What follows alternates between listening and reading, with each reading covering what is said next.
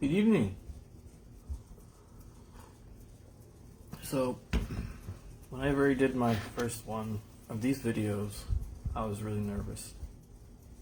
And I got more comfortable doing them over time. And I usually do them with more of a reason than not. But this one was kind of weird. I watched The Greatest Showman today or tonight to kind of get my mind relaxed. It's part of the things that when I go to see Dr. Roselle does, relax your mind, relaxing things to keep PTSD and TBI, PTSD down. And I explain to people that, I'm like Forrest Gump these days. And it's my own sick sense of humor that allows that to happen. It's my way of dealing with my injury. I don't know if you've had TBI before. I don't know if you understand what a traumatic brain injury is. I don't understand if you know what. I know a lot of you know what memory loss is because you can say, yes, I have the same problems, but I'm talking like legit crazy memory loss. And so after watching the good movie, happy movie, I came across a Nicholas Sparks movie, The Vow. And I like both actors. I've never seen it, but my daughter is a big fan of the writer. And it's dealt with memory loss, so I'm like, okay, I'll watch it. It's kind of a love story, kind of memory loss.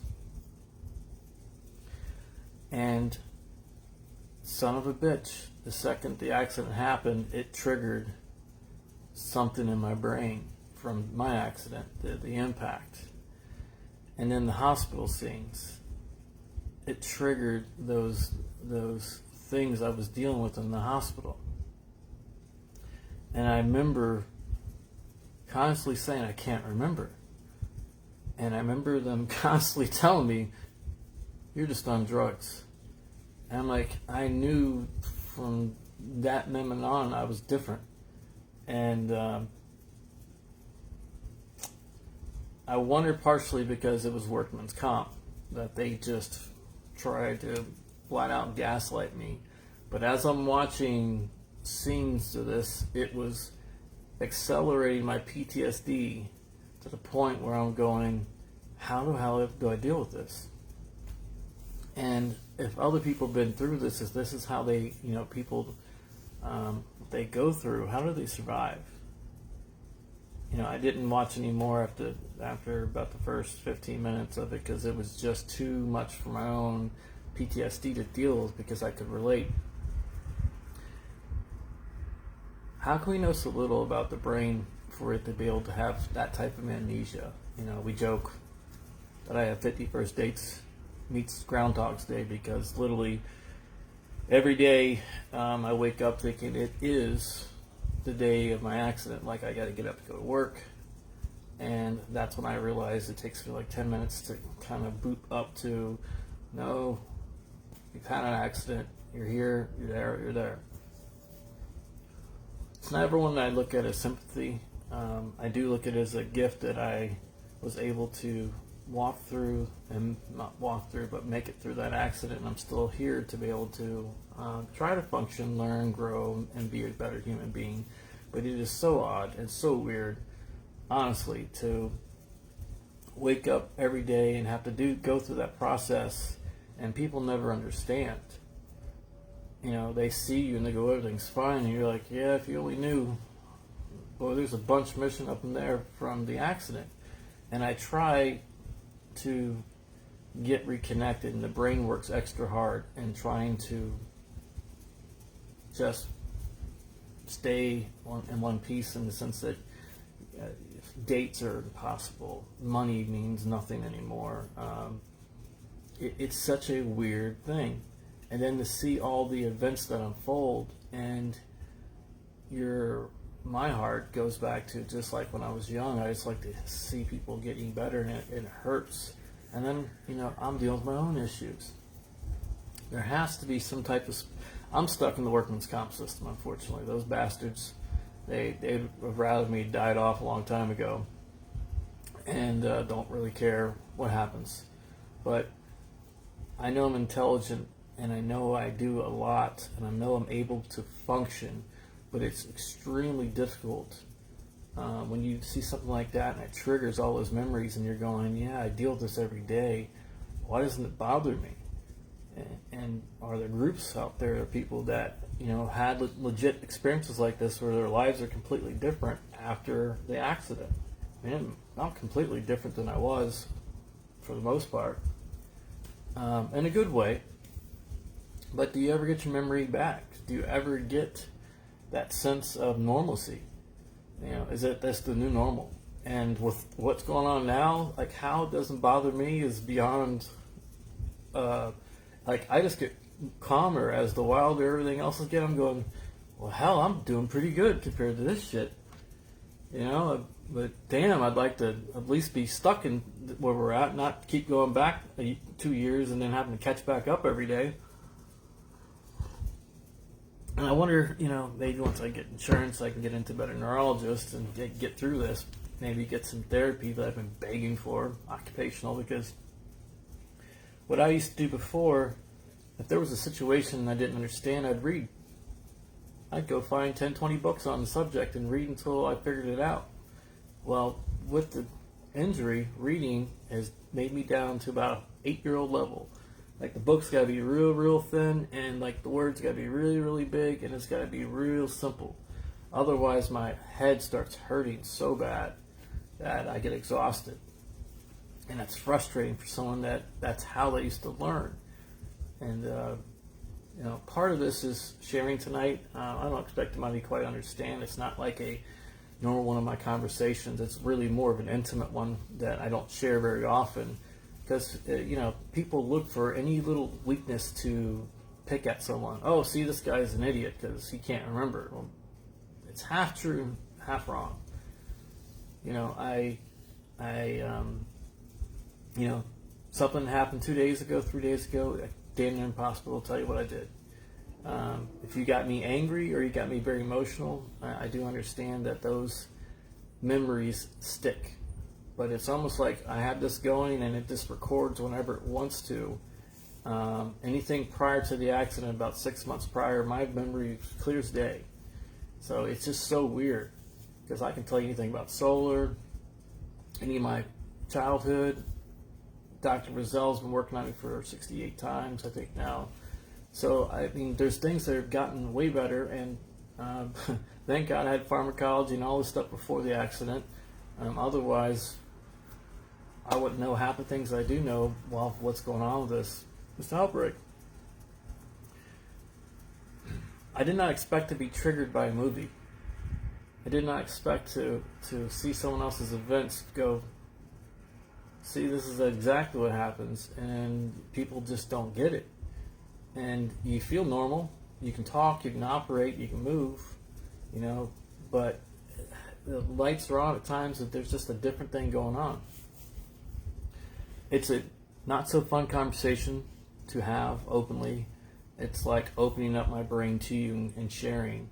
But I've always said, since I've been doing these, I know that I'm trying to be open with my life, and we are doing a documentary, so it's good to know these things because I forget. It's good to be able to share this and kind of have it for me to look at later on and going, okay, because a lot of the videos I do, I don't remember what I say until after I watch them again. I'm like, oh, all right, I'm coherent. I know what I'm saying. I just don't have a script to go by. It just comes out. But this was a little different for me. You know, I was in a good mood. I just watched The Greatest Showman. You know, it's the weekend. Planning on what I was going to do tomorrow. And then I'm like, oh, this is a Nicholas Sparks movie. My daughter loves it. I'll check it out because I like both the characters. And little did I know, boy, seeing that impact was going to snap me right back to when I hit the steel barrier. Or put me right back in the hospital with my face split open. And just bits and pieces of a lawyer having to fight to get me into the hospital. The pain, I can remember just the amount of pain I was in my whole right leg and my face. And I kept telling that lady over and over, I cannot remember. Where am I at? Who am I? And she just kept saying it's drugs. And every day, it was the same hell. And I don't remember being in the hospital. I know I was there for 3 weeks. I vividly remember some of the stuff I had to do. And then I got put in home, which is on 2 stories. And every day I was waking up middle of the night having nightmares, no one around. And then I'd have these people walking in and walking out who I didn't know who they were, which was my rehab people. And I mean, it was just an experience that I don't know how many people go through. It's not a pity party. Somehow I got through it. And earlier today, Angie was talking to me about how much I love Starbucks. And I said, yeah, I somehow, some way, with one leg on an old person's little granny thing, I was walking up and back like 2 miles to get Starbucks. I didn't even know I did it until one day they're like, "You're our hero." Like, what? Like, yeah, we'd see you come get Starbucks on your little walker. I'm like, well, that's how much I love Starbucks then. So it's one of those things that it's confusing, but it also has made me who I am now.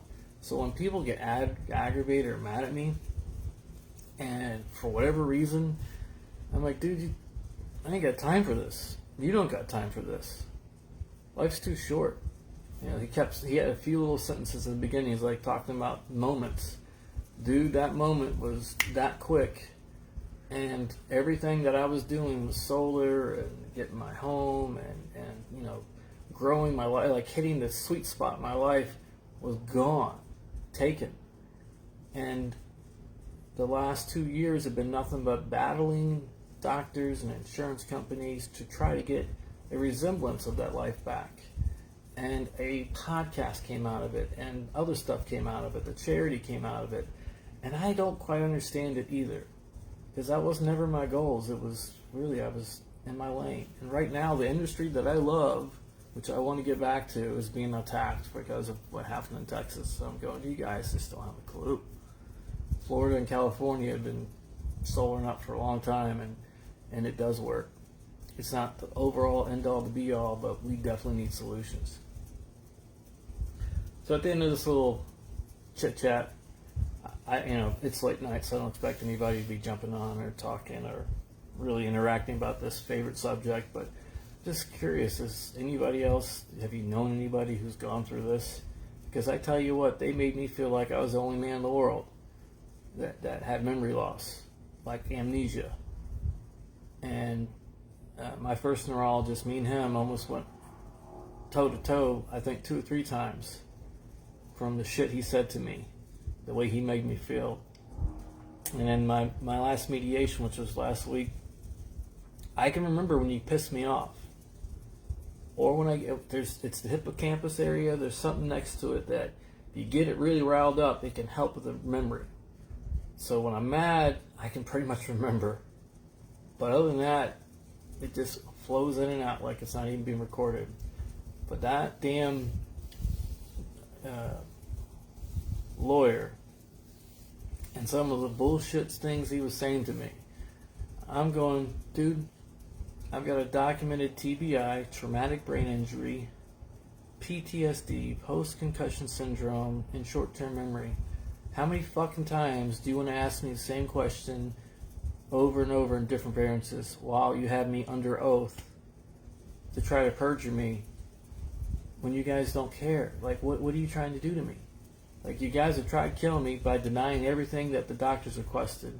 You stopped paying me 6 or 7 months ago, and then you signed a paper in December that you were going to start paying me. But all you paid me was the $1,500 that you owe me from July, and now we're in mediation next week. I'm like, they're just trying to make me crazy, give me the worst treatment possible. And I'm going, how in the hell did I get stuck in the Twilight Zone? I had a really good paying job. I didn't take a single vacation the whole time I worked there. I worked 60 to 80 hours a week. And I was making $2 to $3 grand a week. Now, why in the hell do you think I'd want to just go to doctors, fight all this stuff, just to try to get some little simple settlement out of you, when all I wanted to do was get back to my life. And he couldn't come up with the answer, because I'm like, I hold the Bible. I'm here to tell you the truth. What's yours? And it's amazing that our workman's comp system, if it happened to me, I know it can happen to anybody else. And it's one of, hopefully, our 2030 project for Hope for Humanity will be to work on workman's comp. Because no man or woman should have to go through that. And I don't know if it's my dad's tenacity or if it was my mom's. I don't know. God, whatever you want to call it. But you're not going to get me this way. It ain't going to happen. You know, a man shouldn't have to fight for what he was deserved in treatments from day one, instead of being gaslighted, given the worst treatment possible, and then told there's nothing, you know, basically, And then when we got into the numerologist and they agreed, yeah, this guy's definitely got issues. All he wanted was treatment. So it was just weird waking up to this. I didn't wake up, but watched that, and it triggered so many memories, and it triggered, you know, something I deal with daily that I don't really talk about that much is the memory loss. And then when I tell them I don't remember, oh yeah, I got that too. Like, yeah, if you've had a baseball bat hit to your head, then we can talk, which I know one person in my group has, and she has the same issues. But it's just a weird thing. Oh, you look fine. Yeah. So does the people with coronavirus. I'm one of them. I do stay strong, Carolyn. I really do. I don't know how. I mean, I know that if through God's guidance, I'm here. I know I fight the fight to help. You know, I think having friends or having these conversations have been my therapy. But also, I know that I'm helping. It's not like it's a pity party for me. I like to help, and knowing what I do know to be able to help others gives me a why, you know, a new why. And I guess if that's probably going to be, if all I can do this for the rest of my life, then that's what I'll do.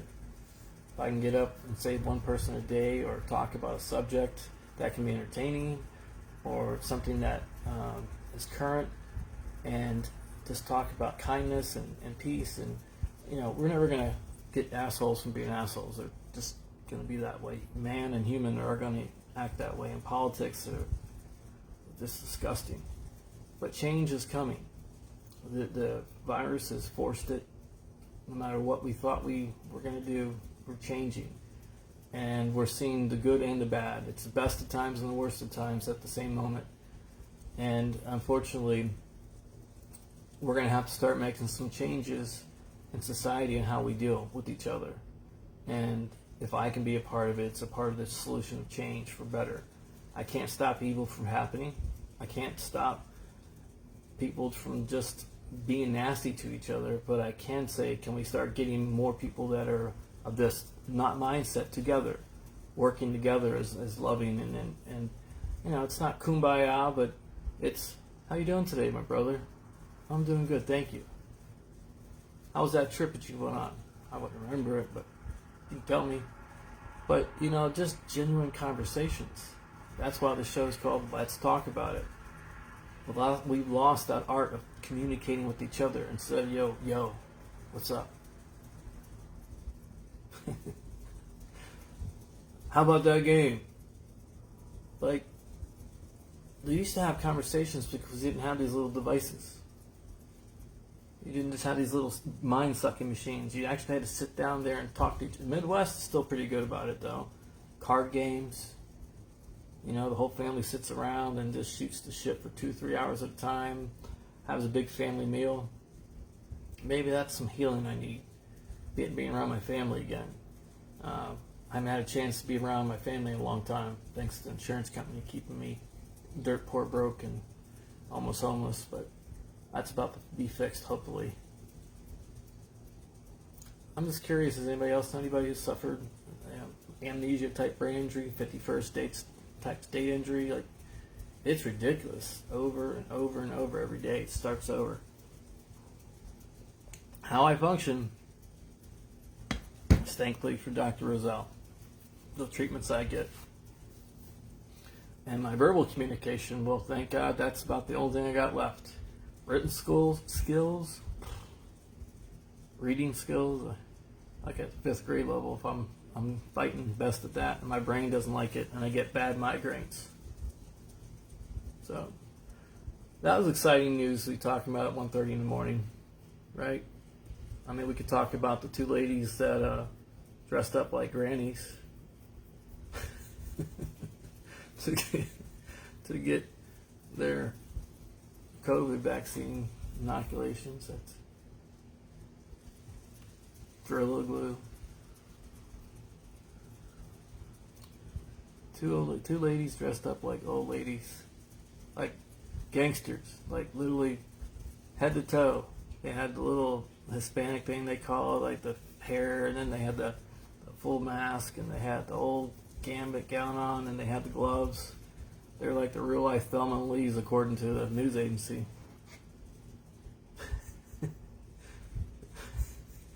We're gonna do an investigation. There's definitely somebody on the inside.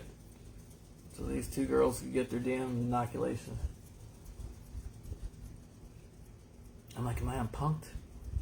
So that's why sometimes the way I react, it's like my brain's in 19, my body's in the current situation of the world is just in chaos. People are doing idiotic, crazy things, and my brain's going, this can't be real.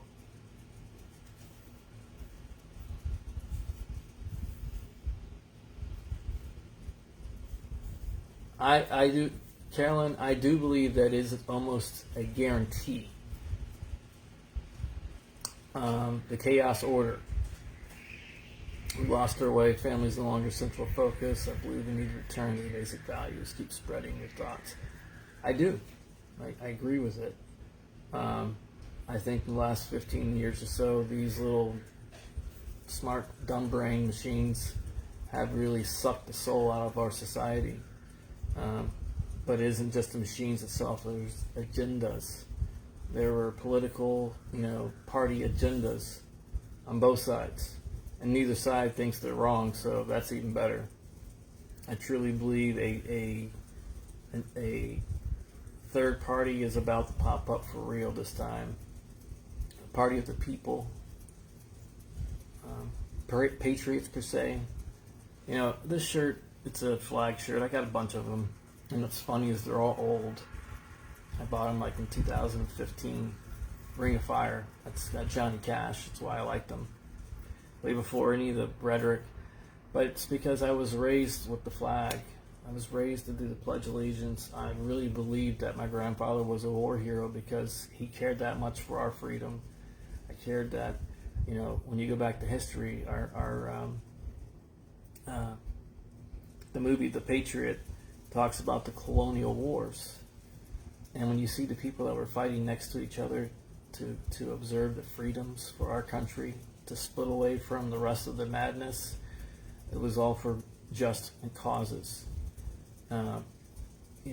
They bring up so many social issues right now, but they distort the truths of it. Like, we were only a colony for a couple hundred years, while meanwhile the slave trade was going on for over 400, and the Portuguese, and it's just a whole gambit of history that doesn't get told the way that it needs to.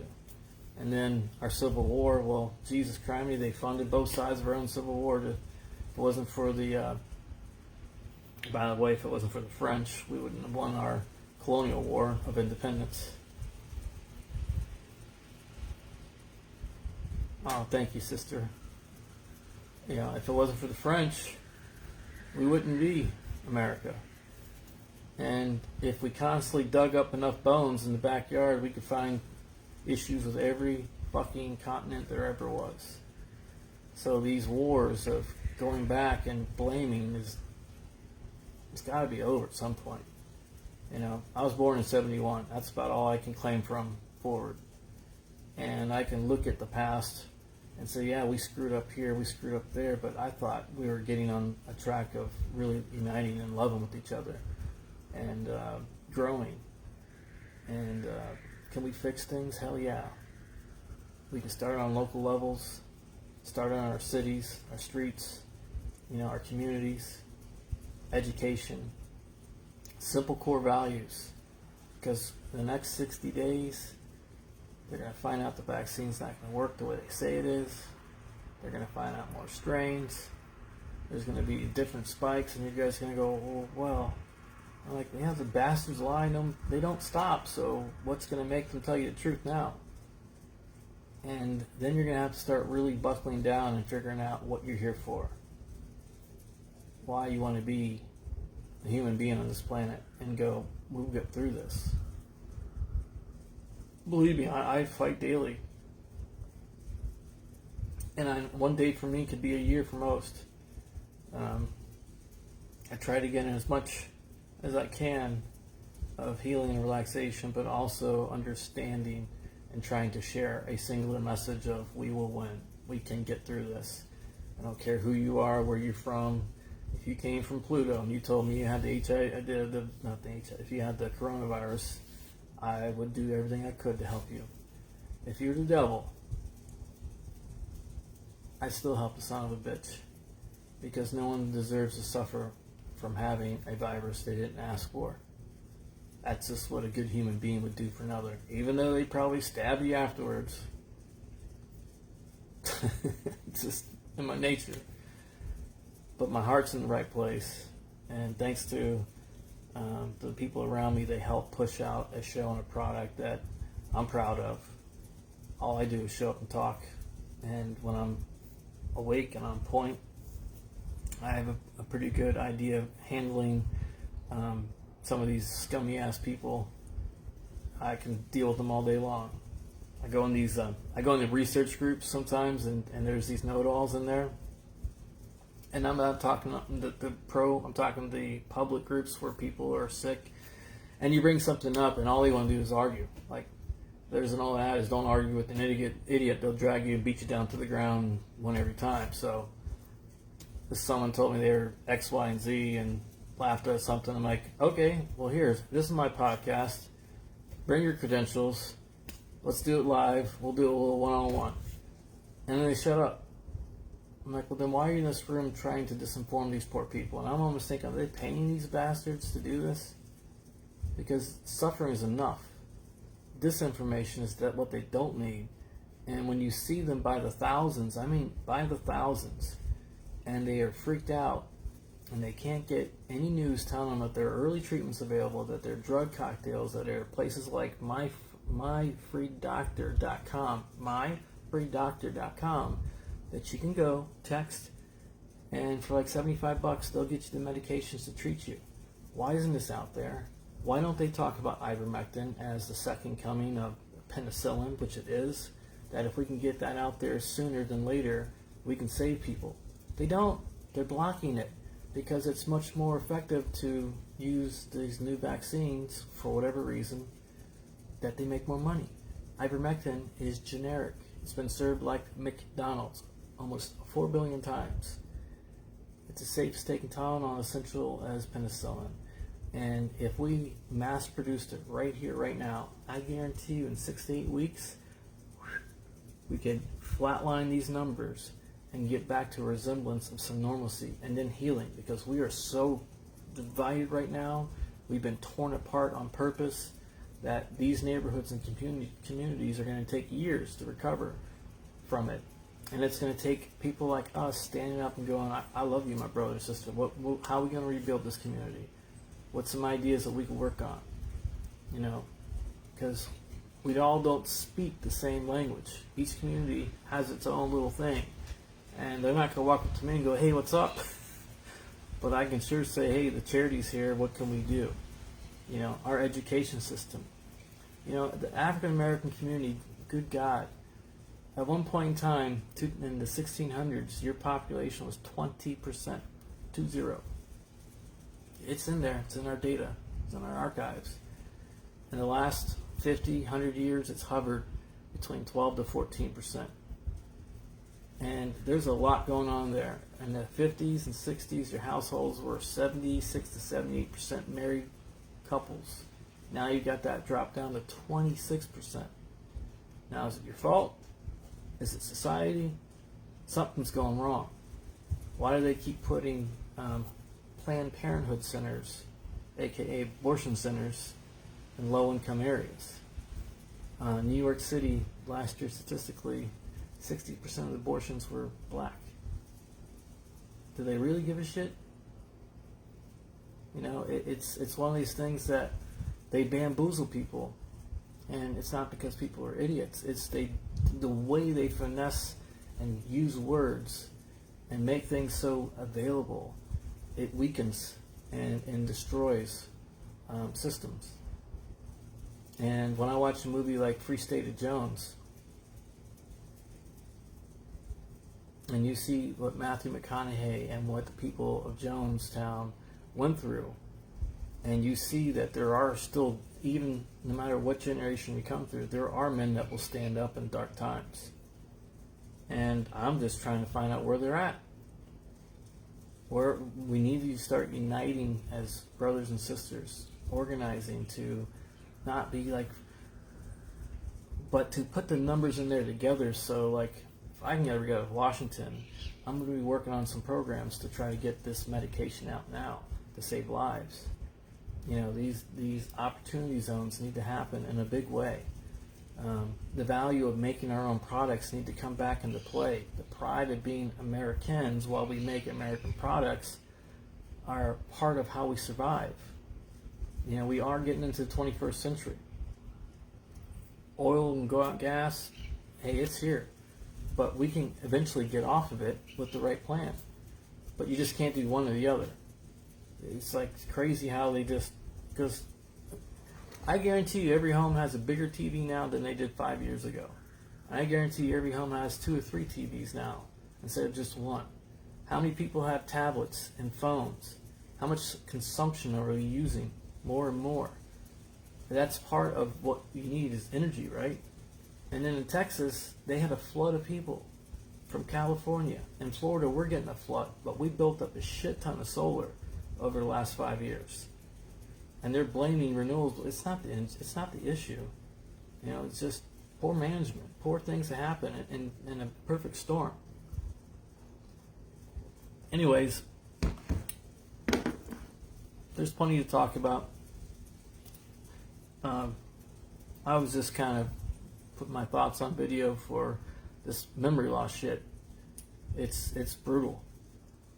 And supposedly time heals, but when you're fighting and battling an insurance company the whole time, I guess that's hard to let it heal in a natural way, besides drinking a lot of tea. If I had some medical marijuana, I'd be in a much better state. Sorry, sister. I can't do that, but I can eat some edibles. Give me some edibles, boy, I'll be... Can't drink. And I know we all want to have fun again. I know at 1:30 at night or almost 2 o'clock in the morning, we ain't jumping up and having a ball like we used to. But at least I got a voice that you guys will listen to for a little while. Maybe it's turned into a drinking game. I'm trying to do the best I can. The Dan the Messenger podcast is legit. It's there to help. We just did the 2nd season with the anti-bullying. We'll be doing a lot more coverage of different things for season 2. And I hope they matter. I hope they make us get back into a better place because we need more unity and love right now than anything. And we need all of our brothers and sisters coming together and saying we can get through this.